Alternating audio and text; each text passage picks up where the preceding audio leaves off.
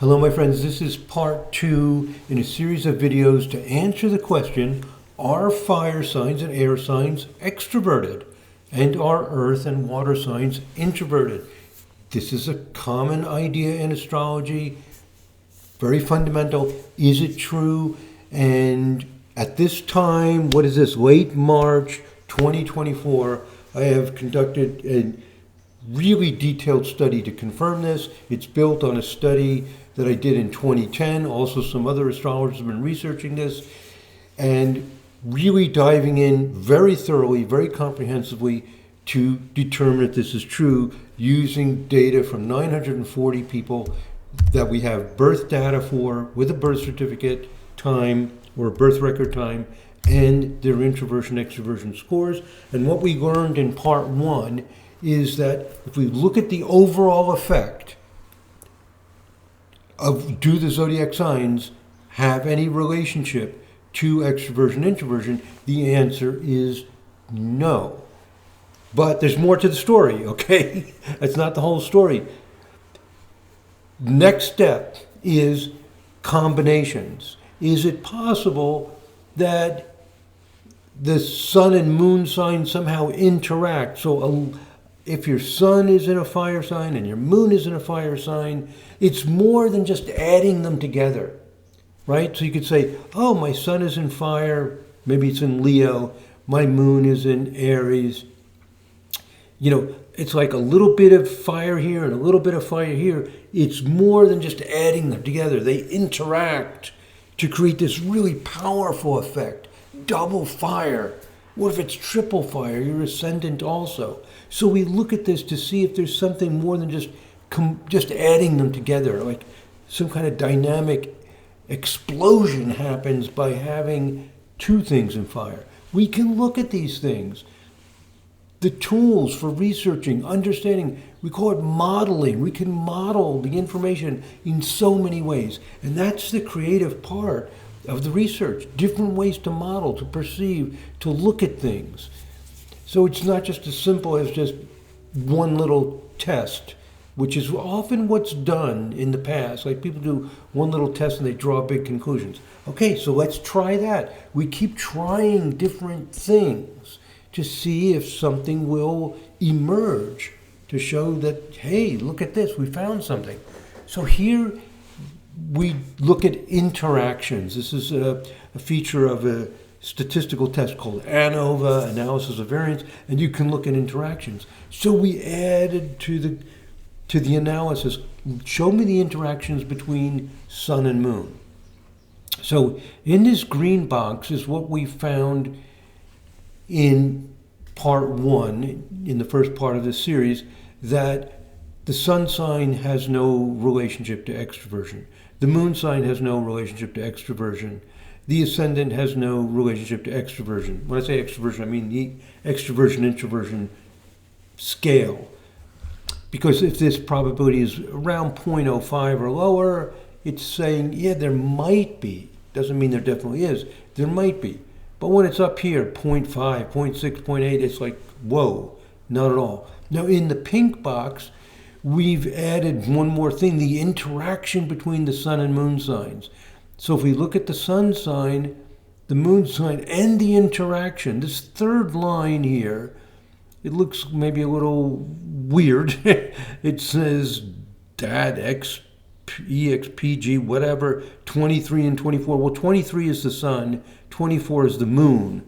Up here it tells you 23 is sun, 24 is moon. And I just didn't have room here. I didn't want to make room to add that. So this is the sun and moon interaction. And it gives a 0.44, nowhere near 0.05. That's telling us there is no interaction between the sun and moon signs. In the yellow, it's a bigger box because we're looking at the sun, moon, and ascendant to see if they are interacting. And the answer is no, although the probability does come down a little bit.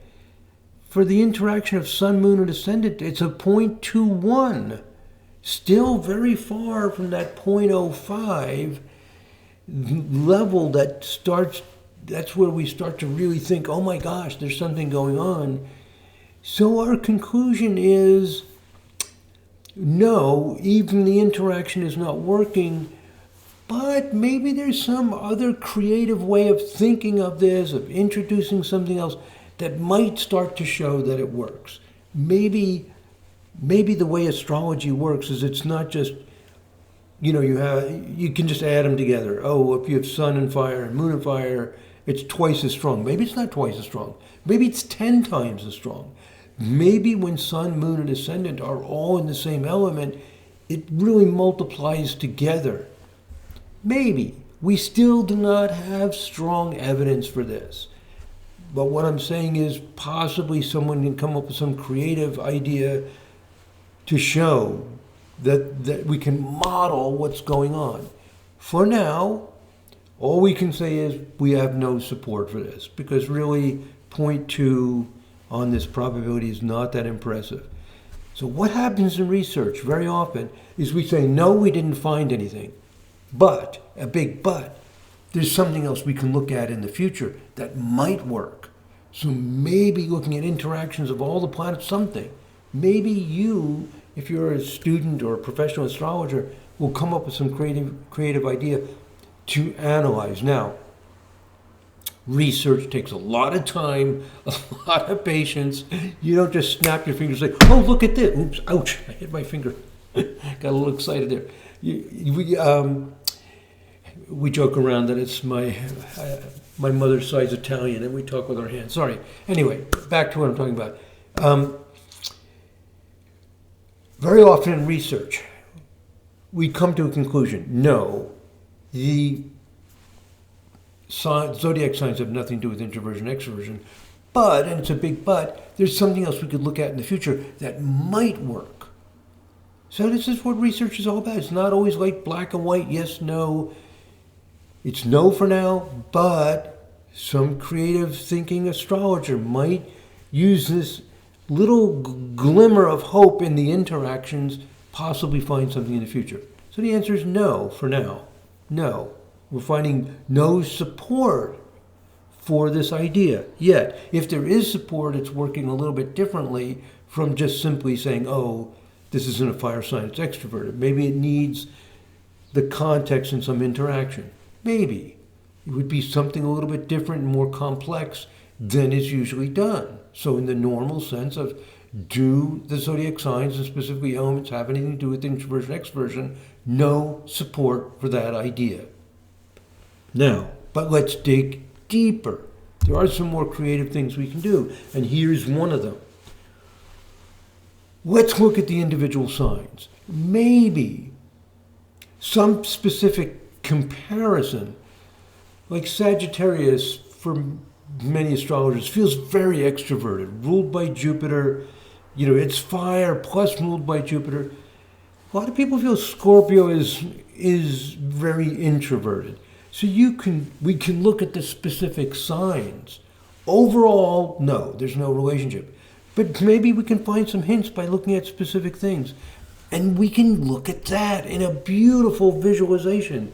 What this graph on the left is showing us is a comparison between every two zodiac signs. The first one, it's very small type. If you're on a full computer with a large screen, you might be able to expand, this to full screen and read it a little bit better. But it's okay if you can't read these little numbers. Up at the top, the very first one says 0201. Well, 02 means the second zodiac sign, Taurus. 01 means Aries. So the number, if it says 3, that's Gemini, 4 is Cancer. I could have made this prettier by putting ARI instead of 01 for Aries. But honestly, that would have taken a lot more time to do. It might sound simple. And I just didn't want to take the time, so that's the way the graph is. So if this bar, where it's darker here, if this bar is all the way to the right of the dashed vertical line, it means we have 95% confidence that the first sign is more extroverted than the second sign. So this is 0201. That would mean Taurus is more extroverted than Aries for these 940 people. And you will see that none of these bars is completely to the right which would mean the first sign's more extroverted than the second sign, or completely to the left of the vertical dashed line, which would mean the first sign's more introverted than the second sign. It doesn't happen. And I was curious about the Sagittarius Scorpio, and I put a little blue box around it. There's 0908, Sagittarius to Scorpio, and it ends up almost perfectly random. This little vertical tick mark thing is almost exactly right on the dashed line, and about an equal amount of the line to the left and to the right of the dashed line means it was like flipping a coin, 50-50 chance. Wow, this is really surprising. For these 940 people, having Sun in Sagittarius is no more extroverted than Sun in Scorpio. Wow. So this is, surprising for a lot of us astrologers. Okay, so we're not able to support any of these ideas, but this data visualization, this ability to just look at it, see exactly what the tendency is. You might find some lines that are almost all the way to the left, almost all the way to the right. That would mean they're very close to being 95% confident. 95% confidence is not some completely magical number. If you're 90% confident, that would be impressive. But with so many comparisons between so many signs, just by chance, you might get a random fluctuation, and we're not even getting that. I mean, this is really, really bad news. If you're thinking, I'm really expecting some difference between some zodiac signs. So this is the level of detail, the way we can visualize data and get really clear answers. And that's what research is about. It's not about some linear thing. Oh, see if I can get statistical significance. That's an old, outdated way of thinking about research. The way we think about research in the 21st century is it's about getting new understanding. Just see what's going on. What's going on? No support between any of the sun signs. Let's try some other planets. Here we have the moon sign. We have moon, what do I have here? Moon, Mercury, Venus. Any relationship between moon sign and introversion-extraversion? No. Here's one over here. What is this? Capricorn to Leo. Moon in Capricorn versus moon in Leo. And this is weird. The moon in Capricorn's more extroverted than moon in Leo. Whoa. That makes absolutely no sense. But it's saying, with maybe an 85% confidence, that's what's happening. I mean, it's not maybe 75%. I don't know. It doesn't matter. It's not a strong indication. These are pretty clearly just random fluctuations. You're going to get some random fluctuation just by chance of what people's sun moon signs happen to be. But it's telling us overall there's no support for the idea. We look at the Mercury sign, and when there is support, even a tiny bit of support, it contradicts our theory. If we were seeing, the Leo more extroverted than the Capricorn, not with great confidence, it might tell us, if you change your research design or do something a little bit differently, maybe you'll start getting real confidence. But it's actually the opposite to what we expect. So there's no support. The more we look at this, the less support. Look at this for Mercury sign. The very top one is 2-1. That means Taurus to Aries for Mercury. It's way to the right. Again, not 95%. But even if we could improve this by adjusting somehow, maybe we have to also look at the decadent sign. I mean, there's endless numbers of ideas in astrology. And you can creatively pursue anything you want. Research doesn't restrict you. It just lets you see what's going on. But here again, Taurus, the earth sign, is looking a little more extroverted than Aries. It doesn't fit with what we expect. So therefore, it increases our confidence that this is a random fluctuation. If we saw little deviations and they fit with theory, might give us some hope for the future. This is hopeless. This is not looking good. Most things are opposite to what we expect that I've looked at. Here's another one. Mercury in Leo compared to Mercury in Taurus. I'd expect the Leo to be more extroverted, it's more introverted. Okay. And here on the right is Venus. We see no evidence, no support for the idea. Now, I'm not gleeful. It may sound like, I'm trying to make a point of some a priori assumption I have. No, I'm just saying it's fascinating to look with an open mind. I would be more excited if it worked. Oh my God. I mean, that would be so exciting. But whatever we find out, we learn something. That's the whole point. On the left, here's Mars, Jupiter, and the ascendant. I jumped over to the ascendant because the rising sign we consider to be important. Again, nothing completely to the right or left on any of these three graphs. If you look at the ones that are slightly shifted to the right, they tend overall to not fit with our theory. Here, it's just amazing. This just does not work. Here's another one that doesn't fit with theory. It's a little bit to the right, and it's Capricorn rising, slightly more extroverted than Leo rising. It's probably a random fluctuation. It's not saying Capricorn's more extroverted. It's just saying it was a little to the right. Maybe there's some, it's a little bit, but it doesn't fit with theory. Nothing's working. No support at all. On here we have Saturn. Here's the Saturn results on the left as it came out of the software that I was using to analyze this. And yes, we do see a lot of things completely on the left and one or two completely on the right. This means the Saturn sign does. We call it predict in statistics. You could just say is correlated. The Saturn sign, the sign that Saturn is in, correlates with whether you're introverted or extroverted. And I made another copy of the same exact thing, and I put notes on it to make it easier to understand it. What this is, because the numbers are so small and everything, 61718191, that I've written it out here more clearly in a red red font. That means Virgo, Libra, Scorpio, and Sagittarius are more introverted than Aries, because the first sign compared to the second sign is to the left. So I summarize what this is saying. Libra and Scorpio are more introverted than Taurus.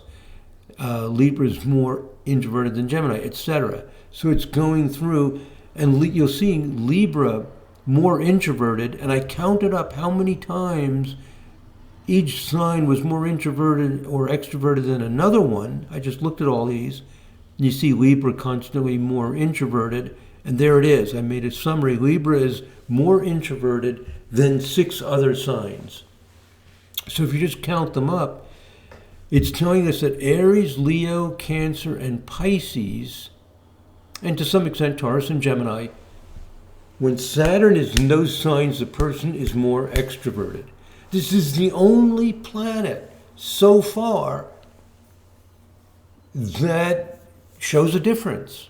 And we'll find out, and I mentioned it in part 1, Uranus, Neptune, and Pluto. Only Saturn, Uranus, Neptune, and Pluto. The signs of those planets do correlate with whether you're introverted or extroverted. And summarizing what we see here, it's telling us Aries, Leo, Cancer, Pisces are very extroverted. So if you were born with Saturn in Cancer or Pisces or Leo or Aries, among the 940 people, of those 940 people, those with Saturn in those signs are way more extroverted. Wow, weird. Now, what I did is I started looking at the age of people, because previous research using this exact same psychological test, the Eysenck Personality Test, and that's called the Eysenck Personality Inventory, it's shown repeatedly over and over again that older people are more introverted. This is what's been found. And it works in different cultures. Older people are more introverted than younger people. It's a very strong tendency. Extroverted means you want to go out, see people, mix around, party, blah, blah, blah, be out and about. Young people have more motivation to do that than older people. So as you get older, you become more introverted. There are exceptions to every rule. This is not, fitting every single person, but it does fit the great majority. It's really a strong tendency. So I use some of the data visualization tools, some of these graphing tools in this software called the R software to see, this is showing me the age of people. They vary from 17 years old to it looks like 56 years old. And you see that most of the people are 18, 19, 20, 21, 22 years old. 23, it drops down. Here's 23 and 24. So the great majority of the people in this research were 18 to 22 years old. Now, again, this psychological test has been used on many, many, many, many other groups, and it works very well across different situations. But these are college students and undergraduate, and most of them are college aged, as expected. I think it was, I'm not sure, but I think they were in their second or third year, so they're 19, 20, 21 years old, things like that. Okay, but there are older people, and some of the classes were I believe they were evening classes, and that tends to draw some older people, so there are some older ones. So that was fun to look at, and this is telling me what sign.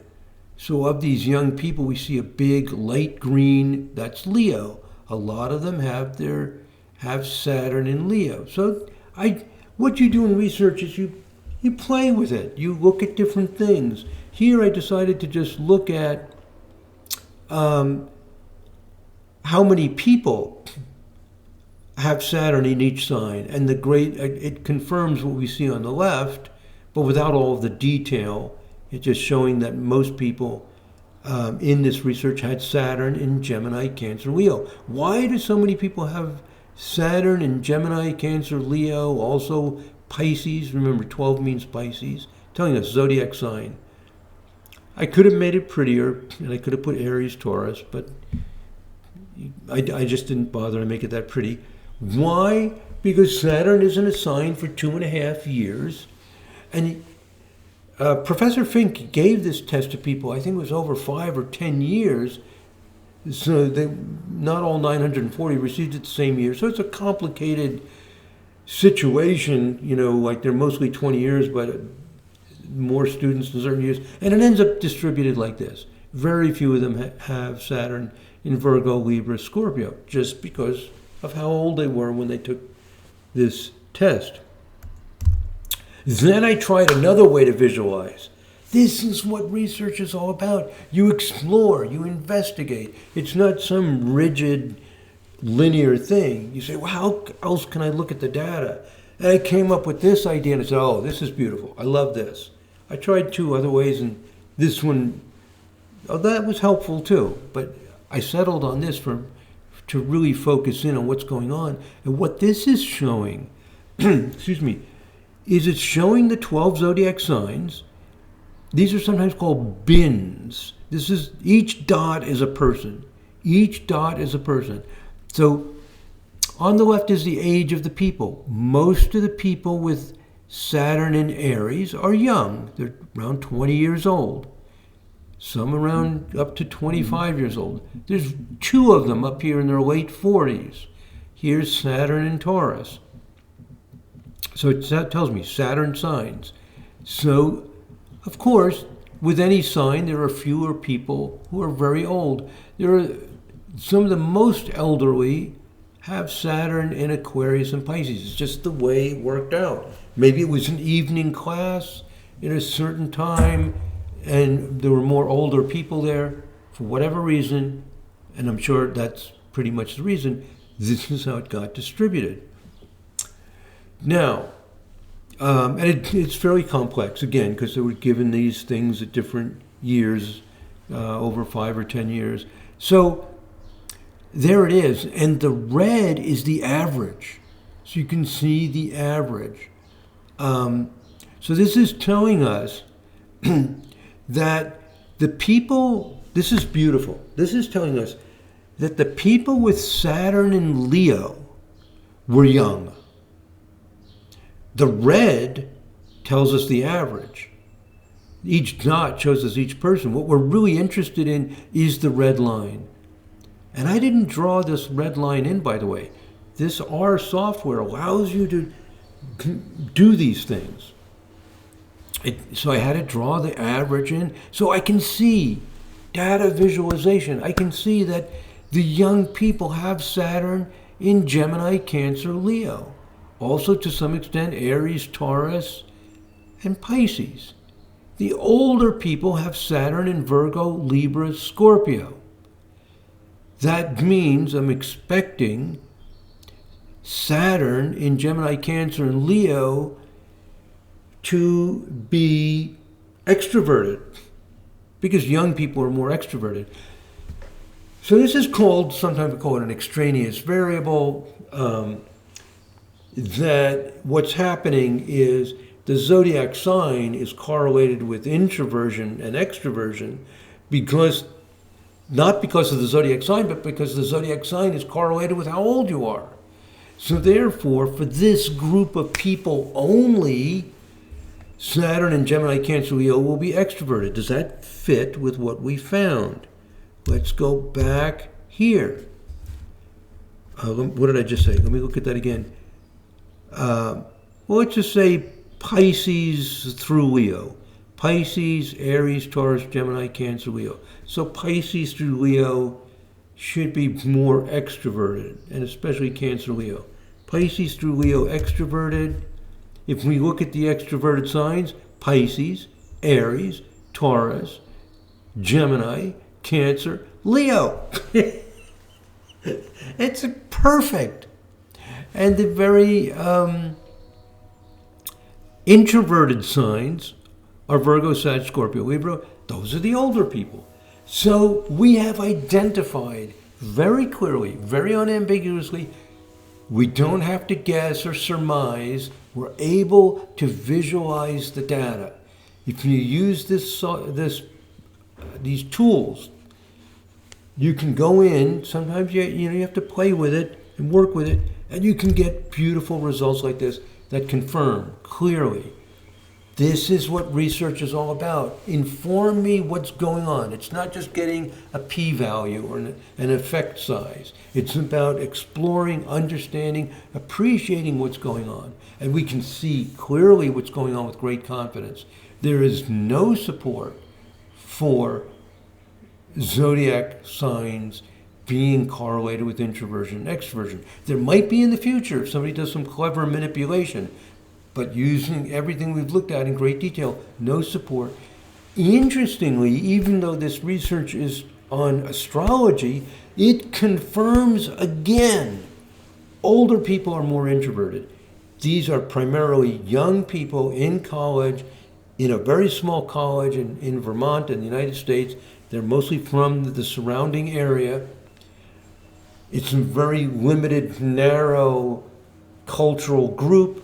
The same things have been found in other groups. In fact, if we go back, all the way back here,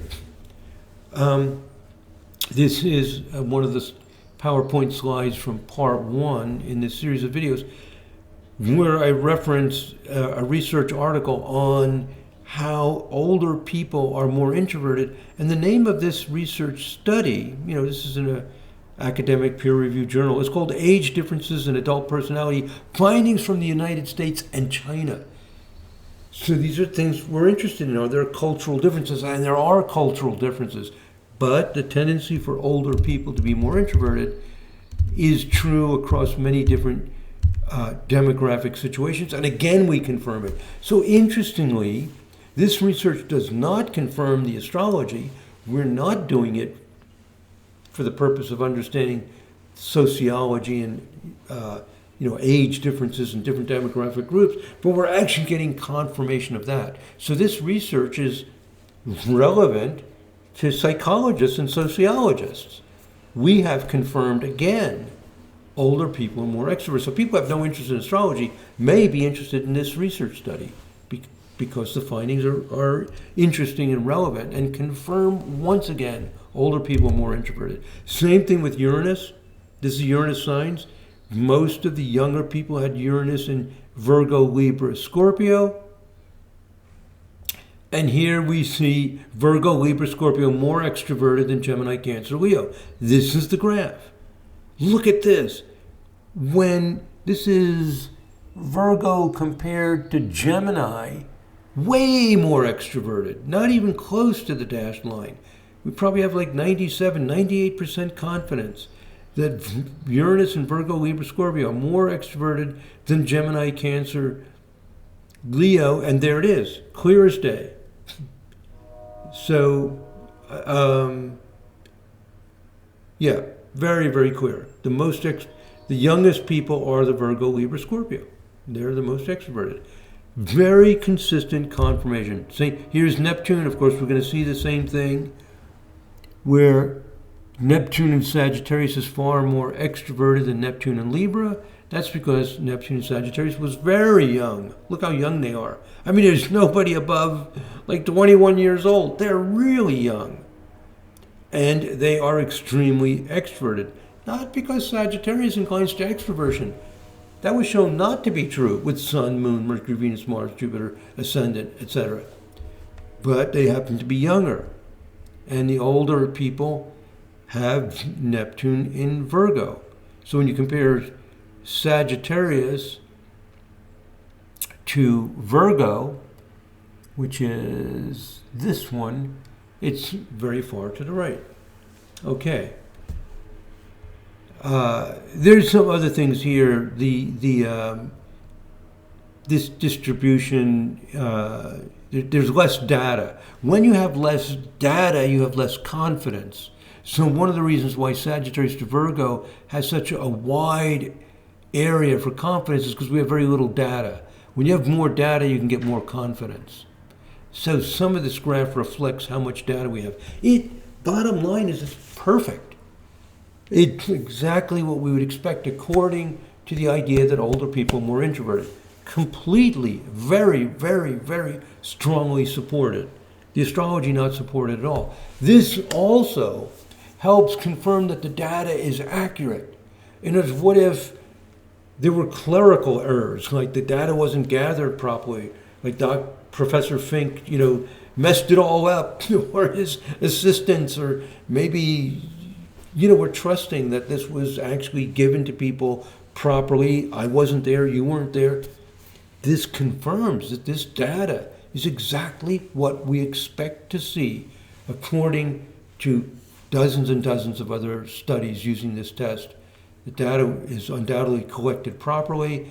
It fits, it supports the theories, and further it gives us even more confidence that the zodiac signs have nothing to do with introversion, extroversion. All these little details about the research are important. Research is not just some number. There's human issues. We have tremendous confidence that this data is good. Otherwise, it wouldn't conform so well to previous findings. It was done by the chair of the department very carefully. Data's good, beautiful. The astrology's not working. So these are the kinds of things that are important in research. A lot of times when you see research, they just give you the data. 940 people received this, blah, blah, blah. Here's the level, here's the conclusion. What we're now doing is we're diving deep. We're not just doing that superficial thing. We're being very careful, very thorough. We're using really, really understand this to really be very confident. And we're very confident the zodiac signs have nothing to do with introversion, extroversion, because of the level of the care and detail that's put into the research. So what we're doing now, I'm part of the Cosmobiology Institute, other groups of people, we're going full blast to really settle these issues. Does astrology actually work? Using all the tools, doing it as thoroughly as possible. It takes a lot of time, takes a lot of effort, but we get extreme confidence, very high confidence in our results.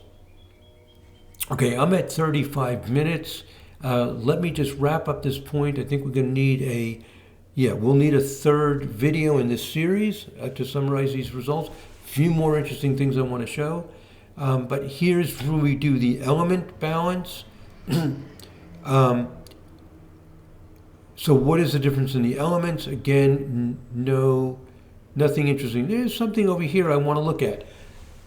In the third video in this series, the next video, let's look at the elements in detail. And that was our question.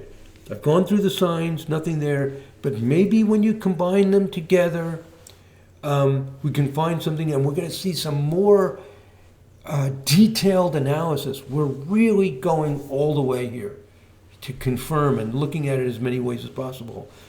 So, okay, in the next video, let's look at the elements more carefully. We're going to control for age with a very sophisticated analysis and see, we're trying our best every way we can to see if we can find something. This is what research is all about. When people are researching how to find a cure for cancer or diabetes or whatever, they don't say, oh, gee, we got no results. It doesn't work. They say, well, let's try this. Let's try this. You're searching. You want to find a cure for these illnesses. You want to find some kind of therapy. It's very important. Well, maybe people are not so motivated to find that astrology actually works. But that's the way I'm approaching it. We're going to look under every stone. We're going to turn over everything to search and search and search and see if we can really find something, because I want to find something. Unlike the cynics who do the astrology, they don't want to find something. They get a negative result, end of story. We're digging, trying to find something that works. So far, what did we find? Nada. Zilch. We're not finding sport, but maybe if we keep digging, we will. Okay, I'll see you in part 3 of this series. And let me say one more thing.